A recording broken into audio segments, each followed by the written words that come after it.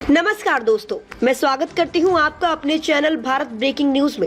आज हम आपको लेकर चलते हैं उत्तर प्रदेश के बस्ती जिले में, जहां हाल ही में आयोजित हुआ अस्तित्व बचाओ भाईचारा बनाओ प्रबुद्ध जन सम्मेलन। इस सम्मेलन में पहुंचे देश के चर्चित युवा नेता और भीम आर्मी प्रमुख चंद्रशेखर आजाद रावण। उन्होंने क्या कहा, सुनिए खुद चंद्रशेखर की जुबानी। मेरे पिताजी ने मुझसे कहा था कि चंद्रशेखर, जिसके जीवन में कोई लक्ष्य नहीं होता उसका दुनिया में आना जाना खराब होता है। आज मैं आपको अपना लक्ष्य बता देना चाहता हूं।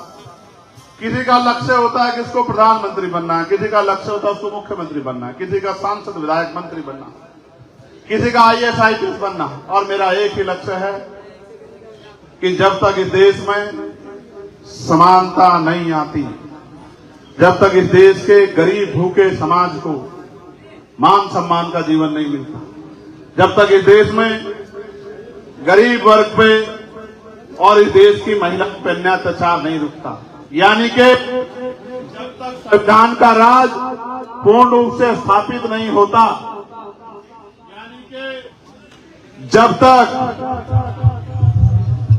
इस देश में बाबा साहब अम्बेडकर के सपनों का भारत नहीं बनता, समता मूलक समाज नहीं बनता, जब तक इस देश में सामाजिक, राजनीतिक, आर्थिक रूप से समानता नहीं आती, जब तक इस देश के गरीबों को स्वाभिमान, सम्मान का और इज्जत का जीवन नहीं मिलता, तब तक चंद्रशेखर आजाद मरेगा नहीं। मेरी बात को अभी याद।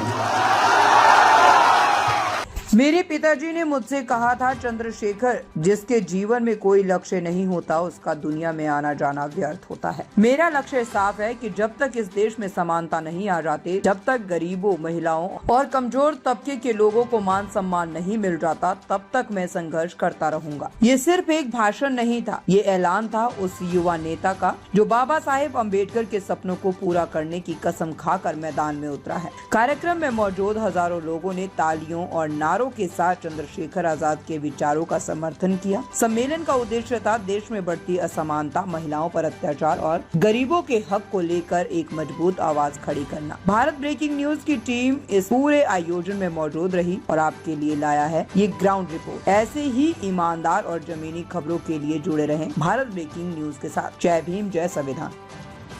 आपको कैसी लगी हमारी ये न्यूज, हमें कमेंट करके जरूर बताएं। लाइक करें, सब्सक्राइब करें और अपने दोस्तों के साथ शेयर करें।